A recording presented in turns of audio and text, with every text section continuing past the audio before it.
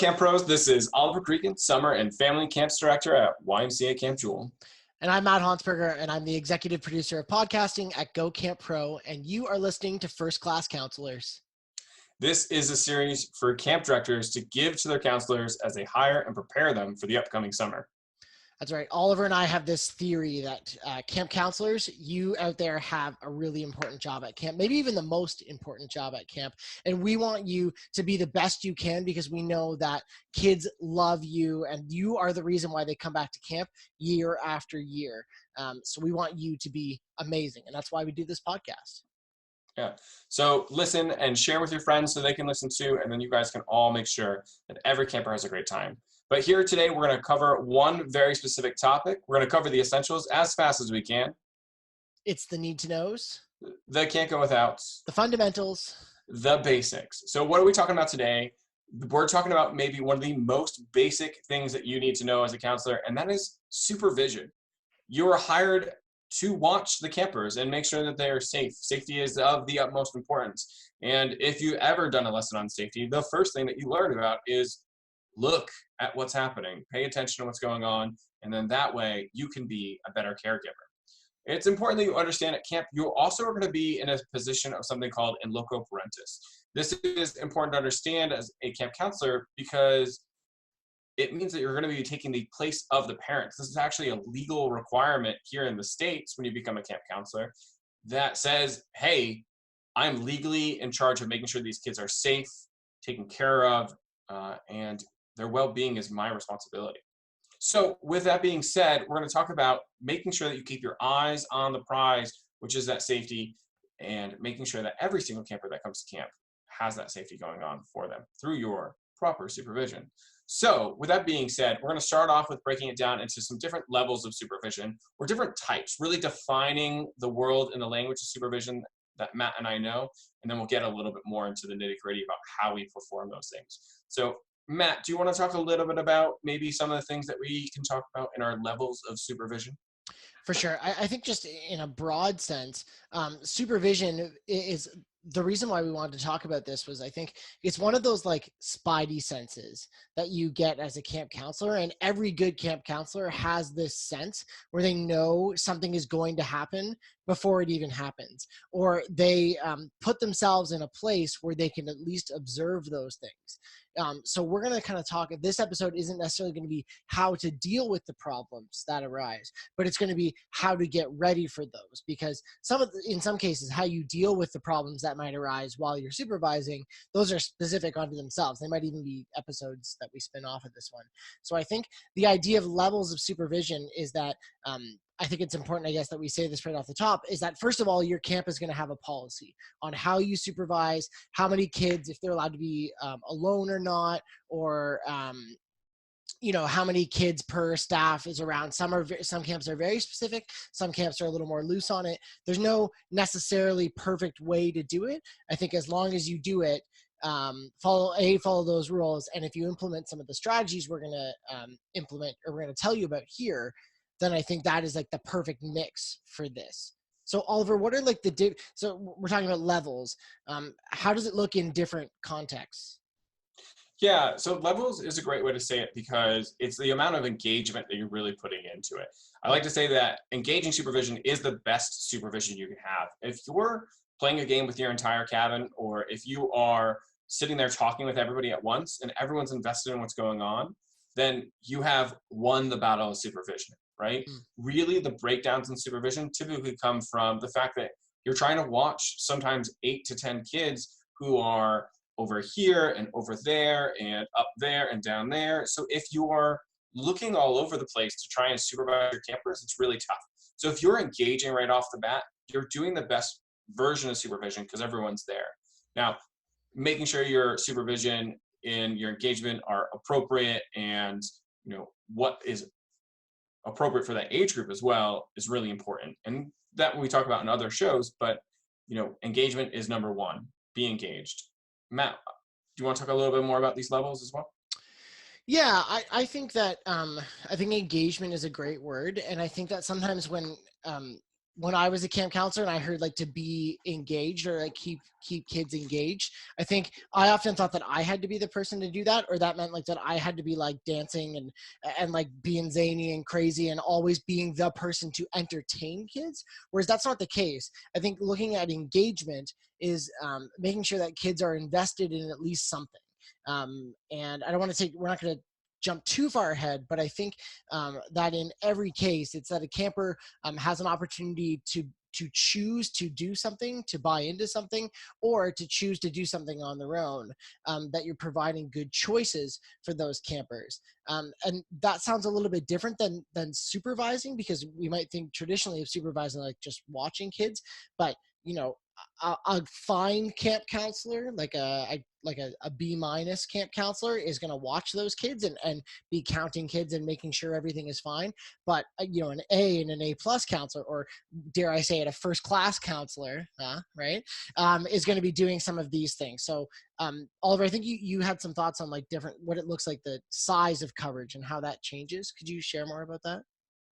Yeah, so I then kind of break it out into kind of different types. So I talk about a zone coverage or a man coverage. So if you're a sporty person, you're going to understand this pretty quick, but I'm going to quickly go over kind of what this looks like. So first off is a zone coverage. So a zone coverage means you're going to be taking care of an area of responsibility, right? Normally you'll see this during free time. You might see this when campers can move from one activity to another. You're going to be covering an area. Or it might be during like a large evening program and you're responsible for a program during that evening program, like a small game or something, something small. Your responsibility is to make sure that that activity goes well. The campers who are doing it within that area are being well supervised. So that's a zone coverage. Campers can come in, they can go out. You're just responsible for that activity right there and then. And then another thing to notice is if you're doing a zone coverage, there's probably other activities that are going on. So you need to make sure that if a camper is leaving your zone, they're letting you know what zone they're going to, right? This is really important as well. And that the person who is in the other zone is going to be accepting them sometimes. So sometimes the rules vary a little bit based off of how your camp works. But for example, if a camper is going from, say, one side of the basketball court to the other, you might want to just make sure you keep your eye on that kid. But if a camper is going from, say, the basketball court to a 30-foot walk over to a Gaga pit, now the person who is in the Gaga pits is going to be taking over the zone coverage of that camper. So you just want to make sure that you're in some way communicating that, hey, I'm losing a camper and you're gaining a camper in some way, if you can. The next is the man coverage. And to break this down, that means you're in charge of a group. So there might be a big activity going on. You're moving around with your group. This might be when you have your cabin group together.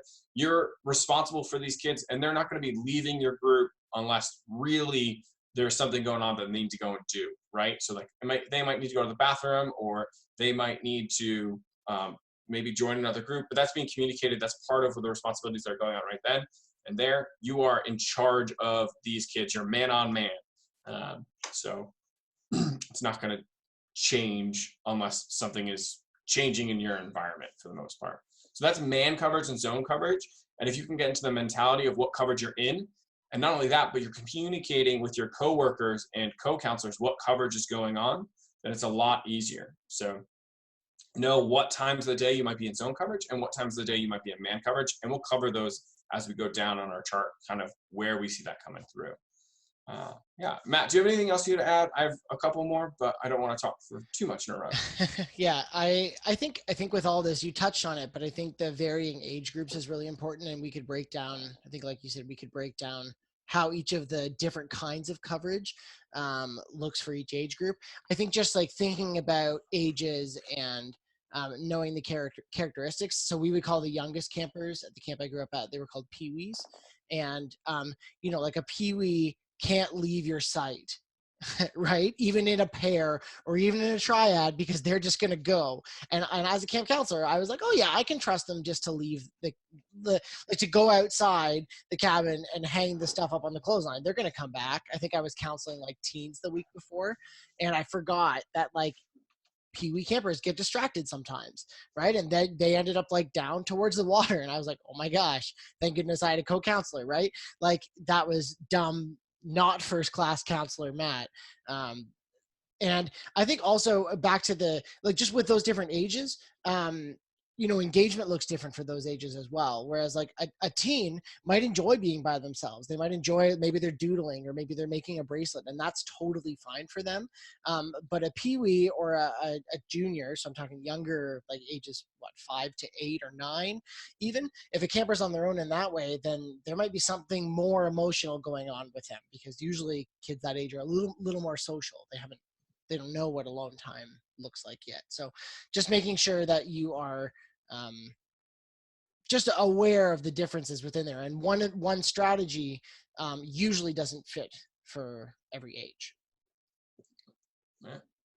My other two strategies that I wanted to talk about have to do a little bit more with not being as super engaged, right? If you're in a zone, you can hop on in there and play a game with them. If you're in man coverage, you're obviously engaging with this group of campers. But my next two are a little bit more hands off. And these are totally okay to do as a counselor, and as long as your camp permits it. So think about these things, but it's important because some of them actually help a little bit with your self-care. So my first off is your eyes on, but hands off, right? So many times we think of this engagement as you have to be sitting there, you have to be leading the conversation, you have to be leading the game, you have to be the person who's constantly coming up with things.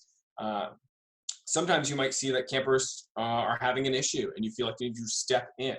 And I'm going to tell you that sometimes it's better to have your eyes on but hands off. You're making sure that everything is going safely. You might be participating, but you don't have to be leading. Sometimes you're just listening. So with that being said, we'll give you a couple examples. So let's say that you are on the basketball court and you're looking for something to do. It's totally all right if the campers are playing basketball for you to just join into the game, or be there to kind of watch and referee the game, but your hands are off. Another instance might be a bunch of campers are sitting around a picnic table. You can sit down at that picnic table and maybe be there to listen in on the conversation and kind of nod your head and be present. You can even stand next to the table kind of off by a few feet, and really all you're doing is monitoring that conversation to make sure everything's going right. Because campers need to interact with just campers. Sometimes they don't need that counselor to be a part of that conversation. It's really important for their growth. And going into that growth and still in the same categories, you might be standing somewhere, a little bit farther away from campers. You see maybe two campers are having a disagreement or an argument of some sort. And as long as it doesn't become elevated or out of control, it might be good to watch for a minute or two and let those campers try to resolve the issues themselves. And then you can step in and say, hey guys, what's going on? And kind of get an answer from them. If things do seem to be getting out of control, and this is really up to you to make that call, but you might have to step in, but see if they can solve their issues on their own. This is called eyes on, hands off, and it's really important for that development of campers. I think Oliver, there's something cool that we did at Pierce Williams, was that we had there was a couple hand signals that only the staff knew, for a couple different things. And one of them, I think it was like fists underneath the chin, like a thinking space, because if you, let's go back to the basketball court. Apparently everything's happening on the basketball court this episode.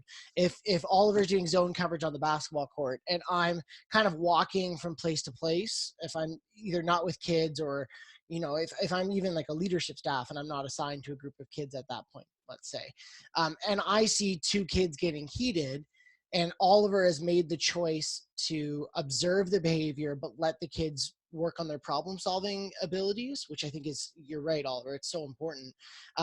If I look to the situation, Oliver looks at me and puts his hand underneath his fist underneath his chin, then I know that he's got it. Because I think even a well-intentioned director or staff member or leadership staff or whatever might look at that situation, and you don't want to be as well. Like Oliver doesn't want people to perceive him as being like lazy or like non-observant to that thing, but there's at least a hand signal to be like, I got this, like it's fine, I'm letting this go. I think there was also a hand signal for like, I need help as well. If it's for some reason you couldn't, if it was serious enough, you just say help, right? But like or like, I need a support, or like, hang around, I want, just in case things go south, maybe there's a hand signal for like, hey, can you also come and observe this situation? So in those contexts, hand signals can be helpful in that sense. Yeah, and Matt's talking about, his entire camp having these hand signals. Maybe you can, and if your camp isn't going to do the hand signals because it's a lot to maybe add, you can also just look into doing them with your cone. You two are going to be communicating all the time, and it's important for you to kind of have a secret communication. We've definitely talked about it before in the show, but this is just to reiterate, take that time. Yeah. The next thing I wanted to hit on, though, is the out of sight. So that's right, you can supervise when campers are not in your sight line. Right? You can just keep your ears open, right? If you're sitting in the cabin and you're in another room, you can listen in on a conversation, make sure it's still appropriate, right? I can't tell you in my counseling experience how many times that I've overheard conversations that I thought were inappropriate, and I had to walk in as a counselor and be the buzzkill and be like, hey, boys, that's not appropriate. And you say it. You say boys, but that's not necessarily a stereotype. That's not necessarily a stereotype. 9 times out of 10, it's hey, boys. Well, for me, in a boys' cabin, right? Yeah. That's fair. Sorry, I was thinking of the situation I was in, but I've also walked up and been like, hey, girls, maybe we shouldn't be talking that way. Sure. That's true. But so it changes all the time, and it's really important for you to have your ears open and hear that. So just because you can't see something doesn't mean you can't hear that something's going on. And to be honest, some of the best counselors out there have some type of freaky super hearing that allows them to overhear the things that need to be heard. But sometimes you may have a camper who is going to be out of your sight, and they need to go out of your sight for something specific. It might be they need to go into the bathroom. They might need to go and grab something. Now, please remember, varying camps have varying different rules. So know what your rules are on letting campers out of sight. Some say 24-hour supervision. Some say it's okay for them to break off. So with that being said, most of the time you are going to be sending a camper in a buddy system, or they also might be something called a truddy, which is 3 campers together. But it's important to know that. And when you are going to send a camper to, say, the bathroom, what I suggest is something that we have taught at camps that I've worked at previously, which is called make sure that you do SPAT. So this is making sure that you align a specific place that they're going. Are they going to the cabin? Are they going down to the bathroom? Are they going to grab their water bottle that they left on a bench in the other room? Where are they going? What's the specific place? What people are going, right? So are you sending a truddy of best friends who are going to take forever and get distracted? Are you sending a camper who maybe has been bullied by another camper? So you have to be aware of who the people are that you are sending. What's that dynamic of the group? Next is agree on an area that you're going to meet back up with them. So they're going to come back to you and they're going to find you in this specific place again, right? So that's really important, because if they're going to the bathroom and they're going to be gone for 10 minutes, you might be moving to another spot, or you're going to say, I'm going to still be in this area. So make sure you have an agreed upon area that you're going to meet back up at. And then finally, the time. So what time are they going to be gone for? And what time are they going to be back? If they don't have a watch, they can still kind of estimate what's 10 minutes, what's 5 minutes, what's 15 minutes within that gap of time. And then you as a counselor should have a watch. Make sure you have one. They're so important. And then that way, you know when they're getting back and you can keep an eye on it. And this is really important. You've agreed on it. They're coming back to meet you. They have to come back and see you, but it's your responsibility as a counselor that if that 15 minutes or whatever the agreed upon time ends and they're not back, you got to go hunt them down. You have to go and find them. And hopefully they're in that specific place they told you they were going to be, or on the way back. Right. And then that way they're all covered. But and at least you know, right? At least you know if for some reason something happens, if there's like an emergency search called at that time, or there's a fire, you know exactly where they're going. So I think that's really cool, Oliver, and I'm going to reiterate it just to make sure that I got it right. Okay. So S is specific place. Are they going to a specific place? P is people. What people are they going with? A is agree on an area, double A there. So they agree on an area where they're going to come back and meet you. And T, the time of return. So what's the timeline of their entire trip? So SPAT, SPAT. I like that. Perfect. Yeah. So make sure you SPAT before you go. Nice. All right. Moving on for us, though, we're going to talk about areas in time where supervision is super important. This might be the location, but we're going to teach you a device again, another little acronym. We seem to really like them on today's show. that is going to help you be a better supervisor of campers. So Matt, hit us with your acronym. Yeah, and I definitely can't take credit for this one. This is from James Davis. He's part of he was part of Go Camp Pro for a little bit, and he's also part of the Summer Camp Society. Why we wanted to put this in was because this is like how you supervise. We're going to talk a lot about why and give you some tips, but like this is what you should do in terms of supervising, and they frame it as what to do when you're not sure what to do. So if you're kind of in that, like this is a good like zone coverage, I guess, tactic, but it's an acronym and it spells out DARLING, DARLING. Okay, so we're gonna post in the show notes the link to these videos because James does a great job of like explaining them and giving examples. I'm not necessarily gonna do that here because I want us to cover a lot of other great things, but this is essentially the framework. It's what you're looking out for while you're supervising. So what are you paying attention to? So D is dangerous, right? And that's the most important one, right? Safety is number one. So this could be maybe campers are at like a makerspace or a craft station and using tools. Maybe they're at archery where they're holding actual weapons, or they're at low ropes where spotting is really important, or any potential dangerous situations. And if there's a dangerous situation, then you need to make sure that you are following the proper safety procedures or stopping things if they're so dangerous that you need to intervene. So D is dangerous. A is alone.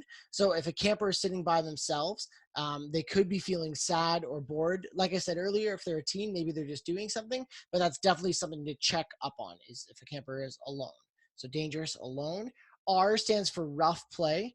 And basically you're looking out for this because it's another safety thing where injury could happen. So maybe playing tag, if it's like a hands-on tag, or people are really running hard, or if it's football and kids are tackling each other, maybe you can go in and propose to do two-hand touch instead.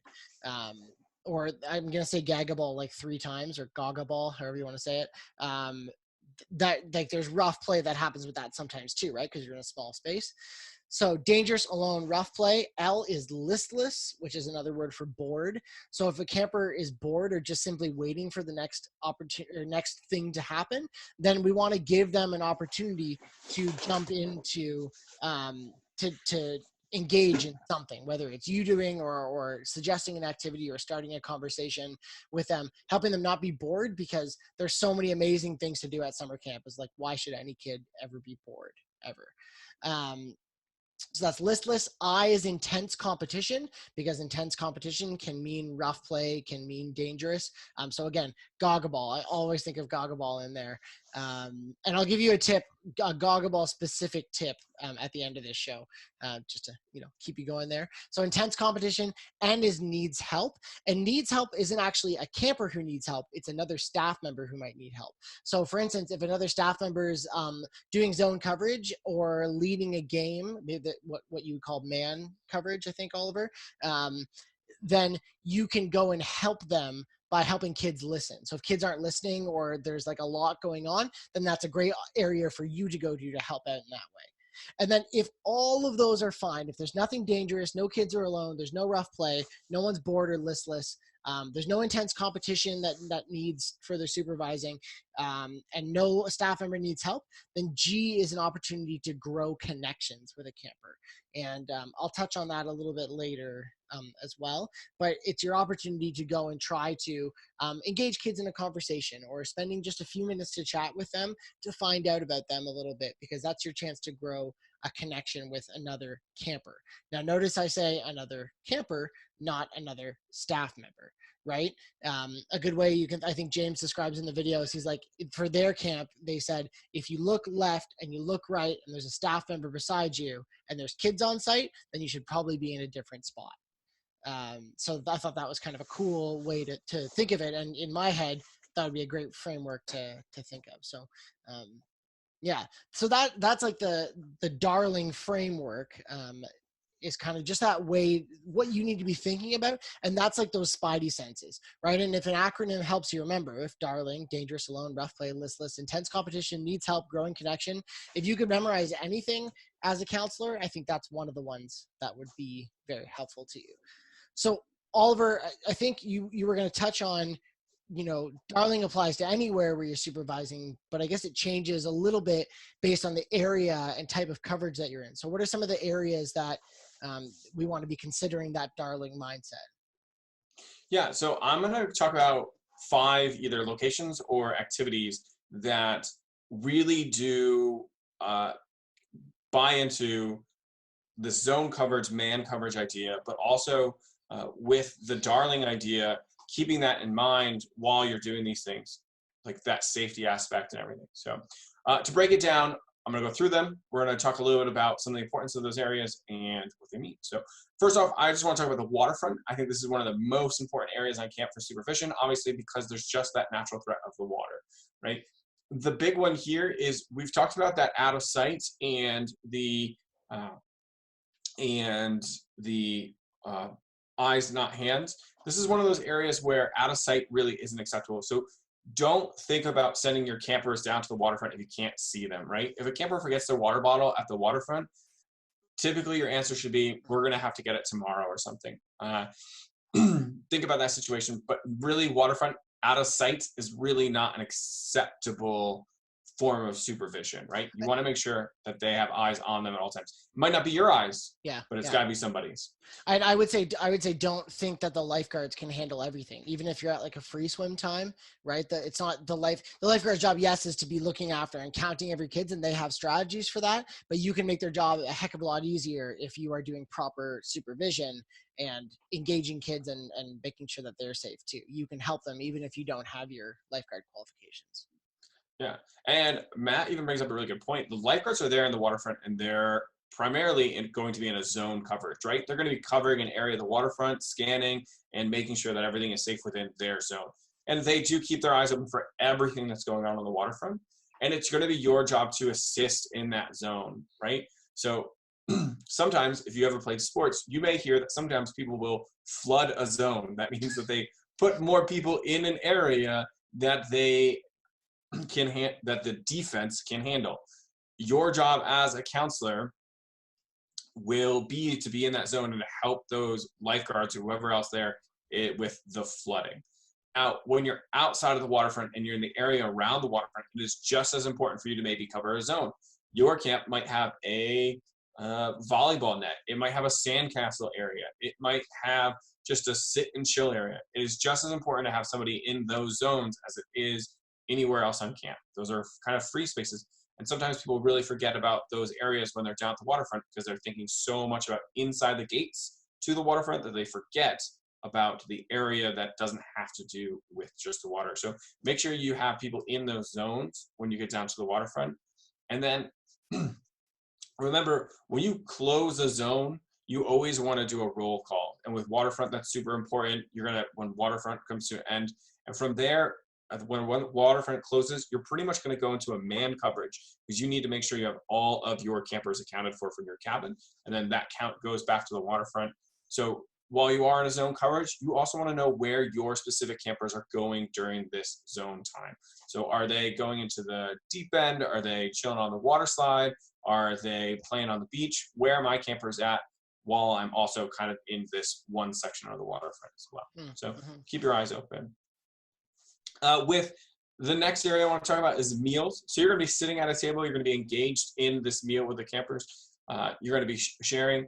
There's a lot of different things here. So if you do want more information about meals, you can always go check out one of our other podcasts that we do, which was all about fantastic meals. So you can go and check that one out and get a lot more information here. But when it comes to supervision, really, you're in a man coverage here. You're going to be watching all your individual campers at your table. If a camper does need to get up to wash their hands, go to the bathroom, grab more food, you're going to be doing the spat with them, right? You're going to say, hey, where are you going? Who you're going with, or what are you trying to get? When are you coming? We're going to be obviously at this table when you get back. And then obviously, hey, you're going to be gone for 10 minutes. The dining hall can sometimes get big, busy, and crazy, but make sure that you are supervising your kids at the table. There's a lot of things to look for. You can check those all out in the other podcast, but making sure that you're keeping your eyes on those campers, you're in that man coverage. When you go to the free times, you're back into a zone coverage, right? So we're moving on from our meals. We're going to free times. This is also known as rec time at some camps, or recreation time. So you might have basketball, gaga, soccer, wiffle ball, and maybe 3 other activities going on at the same time, it's really important for you and the other counseling staff of these areas to know who's covering what area. You know, sometimes camps and a lot of camps don't assign people to be in specific activities. It's just expected that those activities will get covered. But you should be saying, hey, there's nobody covering soccer right now. I got to head over there and take care of soccer for a little bit. Or I got to ask another counselor to go and cover that area.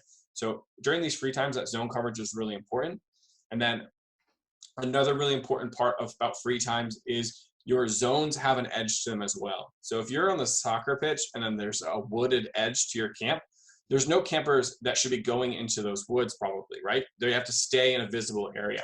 So your job also as covering that zone for the soccer field is covering the zone of this entire play area. So you're keeping an eye on making sure none of the campers are sneaking off outside of all of the zone coverage. So you got to watch your edges as well. And then in cabin times, you're in a man coverage. So you're also going to be in a cabin with campers. You're man up on those campers, making sure that they're showering when they're supposed to be showering, brushing their teeth. And you can also check out a wonderful podcast we have about going to bed at night, which really helps with a big amount of your cabin times. We've done a lot of these shows, so we're getting pretty good at saying, hey, check out these other podcasts. But with those cabin times, you're going to be in man coverage because you're specifically looking after those campers. Yes, you're in a zone in the cabin, but the care for those campers, there's specific tasks that have to get handled. A lot of counselors forget that. They think that they're in a zone coverage when they get back to the cabin because it's a little bit more laid back in the man coverage kind of category, but it's important that you're making sure that those campers are handling their nightly responsibilities that they're supposed to have. And then finally, the last one I want to hit on is events. Camp has a bunch of different events that you may do while you're at camp. They might be something like a giant competition. It might be a game where there's a stage and everyone's sitting in an audience. It might be a show. It might be a closing campfire, an opening campfire. There's a lot of different things that can happen with events. And it's really important for you to get that communication from whoever's running that event, what type of coverage everyone's going to be in during it. Sometimes you might be moving around with your group from activity to activity, and you're in a man coverage with your kids. Sometimes you might be assigned to an area where you're going to be playing a game with any kids who come to you. Sometimes you might be sitting in an audience and you're in man coverage over your kids to making sure that they're behaving during the show going on. So think about what type of coverage you're in when you're working with your kids and which one would work best. And that's really important. Know the type of event that you're in and the type of coverage that you are providing of your campers during that time. And you may not always be told it, but it's important for you as a responsible young leader and decision maker to make the decision of, okay, what's the smartest coverage to be in? And if you are ever in a situation where you don't know what coverage to be in, I'll tell you, typically the secret answer is to be in man coverage because you are more directly supervising the campers, right? Usually in a zone coverage, you have to be communicating with other people. And if no one's communicated with you, that means you are probably in man coverage. So keep your eye open there. So the last little thing we want to cover right here is making sure there's no excuse for campers being unsupervised. So you being able to guard yourself, I guess, from ever being in an occasion where your campers would be undersupervised. So Matt, can you hit me up with a few things that you can do to make sure you're always supervising your campers, even when it gets a little difficult? Yeah, I just think that I think you have some practical tips coming up. Mine is more just thinking about it, right? This is the time to show and to be like committed to your campers. This is why you're here. You're for them, not for your coworkers, right? Or not for being lazy and letting kids be unsupervised. For two reasons. And one, it's not just because, you know, a camp director could be watching or a leadership staff could be watching or, you know, you want to have that personal integrity. And I would hope that a first-class counselor, right, would have that integrity to make sure they're supervising. But I think the practical side of it is like if something happens and you were supposed to be watching those kids, right? You know, if I'm your director and you know you're supposed to be watching kids and a kid goes somewhere where you can't see if they get into the forest behind you or they go somewhere where or you just like didn't show up for a thing or didn't go to the right spot and you're not paying attention and something happens to that kid, that's on you. Right. And you take the blame for that and whatever consequence becomes appropriate for that. And I don't mean to like be the big scary camp director in that way, but if we're here to make sure that kids have the best time ever and that they're safe while they do it, then you need that you do your part, you play your part. And that could be that person coverage, the man coverage or the zone coverage. And it's okay to play that part. It might not be the best, most awesome part of being a camp counselor too, but that doesn't matter, because the kids' experience is more important than you having the best time ever all the time. Yeah, so some good practices that you need to have to making sure that your campers are always supervised. It does not always mean your eyes have to be on your campers, right? So say you have to go to the bathroom. You can always ask another person to cover your cabin for a minute while you go to the bathroom. You're not stuck there. So, even in the... We're not suggesting that you wet yourself Yeah. because you're supervising kids. Just Yeah. just to be clear, you can't be like, I heard this on a podcast that I couldn't leave. Yeah. That's why people... But it's as easy as going, hey, Matt, can you watch my cabin for a minute? I got to run to the bathroom. And Matt's going to give me an affirmative or a negative, and from there, we're going to go, right? Sorry, is that what were you looking for? To be like, yes, Oliver, you can go. I wasn't sure. Right. Yeah. So that's really important. The other thing is paying attention to what your co needs too, right? We talk about this all the time about communicating with your co, but be willing to cover for another counselor in that situation, right? Where Matt would say, yeah, Oliver, go to the bathroom. It's going to be good. I got this. But it also could be Matt going, hey, Oliver, I'll cover your cabin for a minute. Can you go and handle this, right? This happens a lot of the time with leadership staff, right? If you're a leadership staff member, you can go cover a cabin and be like, hey, Matt, I'm here to cover your cabin for a minute. Can you go talk to so-and-so about this, right?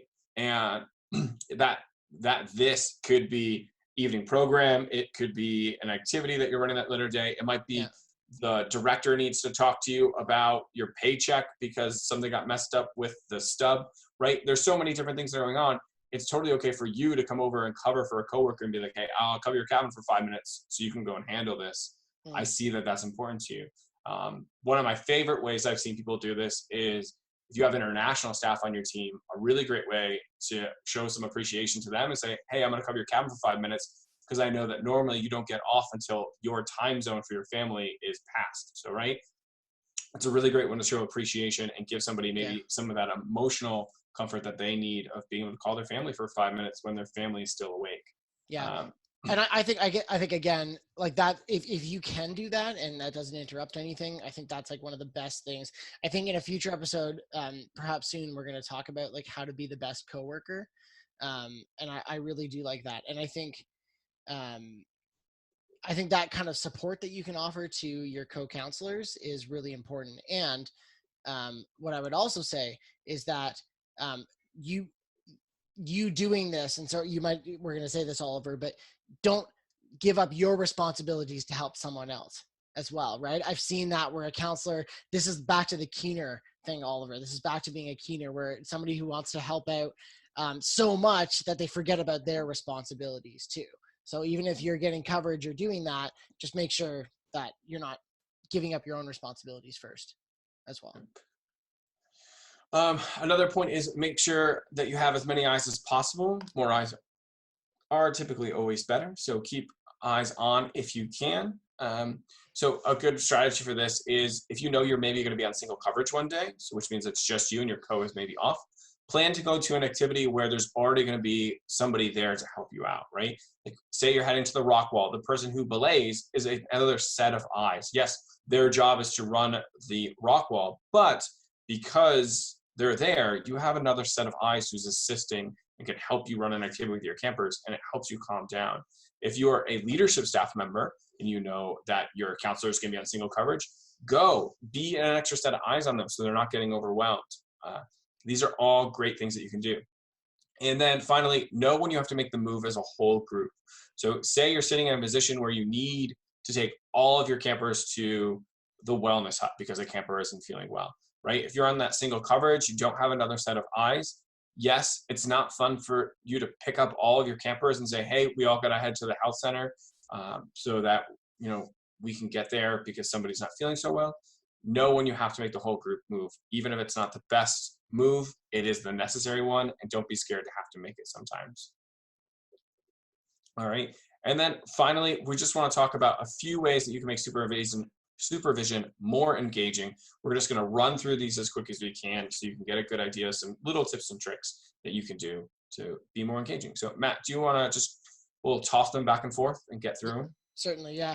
So my thing is just knowing back pocket games and never can tells. If you haven't heard of of either of those things, a back pocket game, we call it that because you can just pull it out of your back pocket, and it's literally something. It doesn't need any props or any time. It's just like, hey, let's play this game.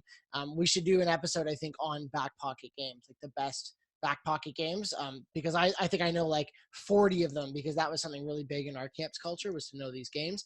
And never can tell. So you might have heard of like Silly Sally Summers. So like Silly Sally likes waterfalls but not water, or she likes doors but not windows, right? And there's a trick to why she likes one thing and not the other. I'm not going to tell you what it is because it's a never can tell.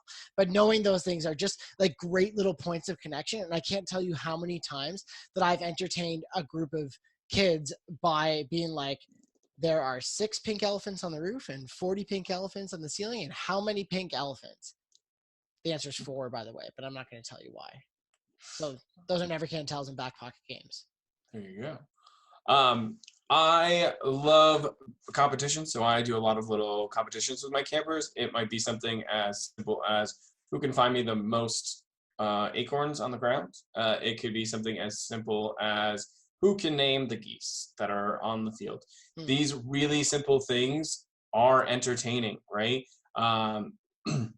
Because you're asking a question to the group and they're going to try and compete to find the best name for the geese or to find the most acorns. And this is something really simple, something really easy, and it's engaging, and you're supervising your campers. Super important.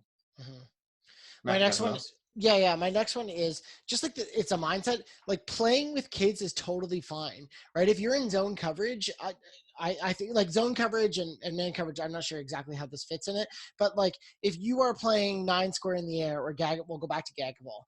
I think you can play and be covering in that circumstance as well. And I think there's 2 opportunities there. One is that you get to role model the type of behavior that you would expect in there. So if I was watching Gagball, and I did this a couple of times, and it was getting intense, right? There was the I and the darling. It was getting intense. It was getting a little rough. So I didn't say anything. I just jumped in at the next game. And then I just made sure that I was like being competitive. I was matching their level of play, but I was being appropriate and I was saying good job. And I was there to kind of watch for those things. And then people followed my example and things got better.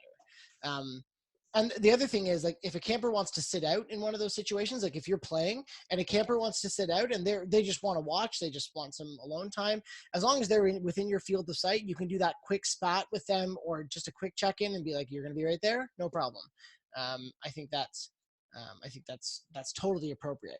But I can't tell you how many times where I see a wasted opportunity for someone to be actually playing with kids. And that is much better than just watching them. All right. Call and response or sound offs. These are a way that you can get all of your campers' attention, but also making sure you have all of the people that you need to have, right? That's an important part of supervision, is just making sure you have everybody and everyone's accounted for. So do make sure you do these types of sound offs and call and response. So a really good example would be, for example, here at Camp Jewel, we use the clap. So you go, and then the response would be, right? That's a way to get everyone's attention, and it gives you the ability to supervise everybody at that moment because everyone's attention is on you. Or you could do the sound off, which is a little bit different, where every camper might have a number, every camper might have the word to a song that they sing, every camper might have a type of ingredient to make a taco, which is one of my favorite things that I've ever been a part of, was where our cabin was taco themed and everyone had tacos, and we talked about that on the podcast before, but it's a favorite memory, so it gets to be repeated. So those sound offs and call responses are really important for making sure that you have clear eyes on everybody that you are supervising. Nice. Yeah, I would say that my last piece of advice here is that just knowing some good leading questions, some good conversation starters is really important as well.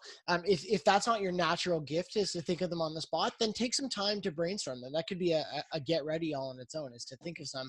But for example, like I always ask, if you could only have one camp meal for every meal at camp, what would it be? Or asking campers to teach you about something. Maybe one of your campers is super into magic cards or anime. And for me, I don't know anything about those things. So it's a great opportunity to let kids teach you. And they love teaching you. I love when me being a little older now, there's words that I don't understand. Like somebody said to me, like, that song slaps for the first time. And I was like, what does it do? And then I was a camper and they explained it to me, and they loved teaching the old man camp director about this thing because they thought it was so cool that they knew it and I didn't. And why not? Let them, that'll give them some great self-esteem. Or asking some deeper questions like, what do you love about camp? Why do you come back year after year? And then the last one, and this is like the money question or the money statement, is start to have those leadership conversations with kids as well. So as kids are getting older, if they're displaying not some natural inclinations towards leadership, that's a great time to plant the seed of leadership in their head and say, hey, like, have you ever thought about being a camp counselor someday? Because I think you would be amazing. I know Travis Allison, the person who's behind all the great things that Go Camp Pro does, his career in camping started because a counselor pulled him out one night of the cabin to do a check-in, and he said, hey, Travis, I think you'd be really great at being a camp counselor. And that changes his entire life, right? So don't ever think that a small conversation can't have a big impact on a kid. So take those opportunities. Awesome. My last couple will be helpful. So the first is create something. Just make something with your campers. This doesn't have to be something physical. You could honestly say, let's grab a bunch of sticks and see what we can make on the ground here. Mm-hmm. But it is also as simple as saying, like, let's make up a word, right? Who knows where slaps came from? Somebody probably does. Yeah. Let us know in the comments if you do. But you could create a word that's a camp word, right? You could create a secret signal that you can give people, a secret language, whatever it might be. Create something with your campers. It's engaging because it creates creativity. They need to invent something. And that is always something fun to do that gets the mind working. I also think it's funny sometimes to carry things. I remember walking around with my group, and to stay engaged and to supervise them, I might have us carry something from one side of camp to the other. I'd be like, oh, do you guys see that chair there? That chair needs to be in the dining hall. Let's carry it, but we only get one finger each, right? And you carry something from one side of the camp to the other. Or I always thought it was funny to do. And then finally, just keep up some more fun stuff like secret missions that you can add into, or adding stories or conversations. One fun game that I've seen counselors play is they pick a movie and then they pretend that movie is part of their life, and they see if their campers will discover if they're truly talking about that movie. I think Matt may have taught me that one, and now I do it all the time. It's possible. Maybe. I don't know. Now I trick people into thinking that my life is Finding Nemo, and it's a lot of fun. Yeah. But those types of things are engaging, and these all spark from conversations, questions. It means that you're involved with your campers and you're inciting something within them that is engaging their brains and their minds and their bodies to be a part of something. And at the end of the day, engagement is supervision. Supervision is engagement. So do them both. Love it. All right. With that being said, that is our show for today, except for a few extra things that we like to do at the end to get ready for summer camp. So it's our get ready time. Matt, what can you do to get ready for camp? Yes, I'm excited about this one. I love music at camp, and I think that's one of my biggest memories is like singing. And the reason I play guitar now is because one of my camp counselors played guitar, and inspired me to learn how to play because I wanted to be that cool camp counselor leading guitar someday. And I might not now have ever been that cool camp counselor, but I sure can play guitar. So my suggestion to you to get ready would be to pick up an instrument now. So we're recording this at the end of March, and that gives you a couple months still to start learning an instrument. A lot of people will bring a guitar, or ukulele is a great one, especially. A lot of people will bring those to camp expecting to learn. And if you're expecting to learn, you probably won't, because there's not time to do any direct teaching. Like I could teach someone to play the ukulele in an hour, and you could play 3 chords and you'd probably be able to start. But you're not, like, when do you have time to do that? You're going to be tired at the end of, even if you have a break or even a night off, you're not going to learn it at camp. Just trust me on that one. So if you start now and you learn something like, if you can play C, E minor, G, and D, and you have a capo, you can play pretty much every song out there in the entire world. Some you'll need to learn some more, but you can play all of the basics out there. So start, and if you can get to that point, then you can like play along with people. So if someone's leading a song, you can like kind of chord along with them if you get the chords, and then you'll actually have some practical experience. So treat this time as just like the learning chords, learning the fundamentals, and then at camp you'll have some experiential learning to go on top of that. Yeah, so my get ready is going to be a little bit strange. I am going to recommend that you watch some YouTube right now. I have become absolutely obsessed with a YouTube creator named Mark Rober. He is a very well-known, if you do watch a lot of YouTube, but he is a YouTuber who does science and teaches science in a very fun and experimental way. So he is known for doing some things like creating the world's largest Nerf gun. He has filled a pool with Jell-O. He has made a giant air horn that you can hear from miles away. But the great thing about Mark Rober, for me, and why I enjoy loving it, or why I enjoy watching so much, is not just because of these amazing things that he creates, but it is his love for learning, his love for reaching out there and trying to try something and see what happens. And that is such a beautiful mentality to have, and especially for a summer camp counselor. So take a minute, watch his YouTube videos where he does something cool, like a giant squirt gun as well. And when you're watching him with this giant squirt gun shoot his nieces and nephews, he will also teach you some of the science behind how he made it, how it works, and like a velociraptor in Jurassic Park, will hit you with some information you didn't expect to see.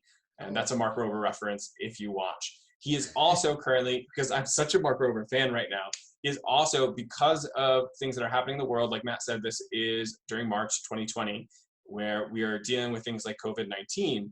Mark has started doing a Monday, Wednesday, and Friday at 1 o'clock Pacific time television, or kind of television show or YouTube show, where he teaches you something in science live on YouTube Live. And it is further empowering people to continue to learn and better themselves with things that they might not know yet in really cool ways. And if you are a counselor who is watching it, notice how he teaches, see how he goes about doing things. He offers demos and visuals and ways to see things that you can't see unless he shows you in these really cool ways and you understand the information better. And for you as a counselor who's one day going to be talking to kids and explaining stuff, you will see some really cool ways to explain some very complex information, and it allows you to be a better communicator and teacher for your kids when the time comes. So please watch this video, and if you like him, follow the other 100 science creators on YouTube who are the same way. It's such a beautiful community that I have become invested in the last few weeks that I think you could really benefit as well from. So please, Mark Rober YouTuber videos. That's cool, because that's really cool, because you, like, often I remember, like, when I was doing outdoor education, I would hate leading the STEM sessions because I just didn't have any great ideas and our curriculum wasn't really well developed in that area. And I bet you that there's a lot of YouTubers out there. And I like what you said, Oliver, about like look at their teaching style, like how they engage the audience, and they're doing that to a camera. Right? Like I'm at least talking to you right now, and I can pretend like I'm being engaging to you. By you, I mean Oliver, not even our listeners out there. But I think so. Great ideas, teaching styles, and just some inspiration of how to get kids excited about STEM, because that's not always easy. Yeah, it's so cool. Some of the things he shows you are, it's showing you what buoyancy is with a balloon, right? And how it floats. And it's just an amazing community. And some of his videos have millions of hits. Like he shows you how to shave a watermelon and has 101 million views. So he is a quality creator. I can guarantee you that the stuff you're going to watch from him is good quality watching material. Nice. It's great. Nice. Thanks for sharing that, Oliver. That's cool. Yeah. All right. Matt, if people want to get a hold of you, how can they do that? Yeah, if you turn out to be a Mark Rober fan, or you decided that you love the Darling mindset, or want to give us some feedback, or have a question about the show, or a topic suggestion, please get a hold of me at Matt, M-A-T-T, at gocamp.pro, or you can find me on Instagram at Iscus, I-S-C-U-S, because that's my camp name. Yep. And if you want to get a hold of me, you can just get me at oliver.gregan@ghyMCA.org. You can also hit me up on Facebook. If you enjoyed today's show, we'd be so grateful if you left a review from wherever you are listening to this podcast. Your ratings and reviews not only tell us what you like or don't like about the show, but they also boost our ratings and get more people to discover our show so that one day we get millions of hits like Mark Rober. So make sure you share what you're listening to. Yeah, the best thing that you can do for us is just pass the podcast on to a fellow camp counselor, or let your director know if you stumbled upon this. Let your director or camp director friends know about us, just to help us get the information out there. We just moved over to our brand new podcast network, which is awesome, and it means that we want to start building a new audience. So you can help us with your reviews, and your word of mouth is super helpful for us. So make sure you also check out our show notes, and you can find those at gocamp.pro/podcast, and you'll find our show and all the other awesome camp podcasts out there that Go Camp Pro is putting out for you. Yeah. So thanks for listening, friends. Camp is camp, and camp's all good.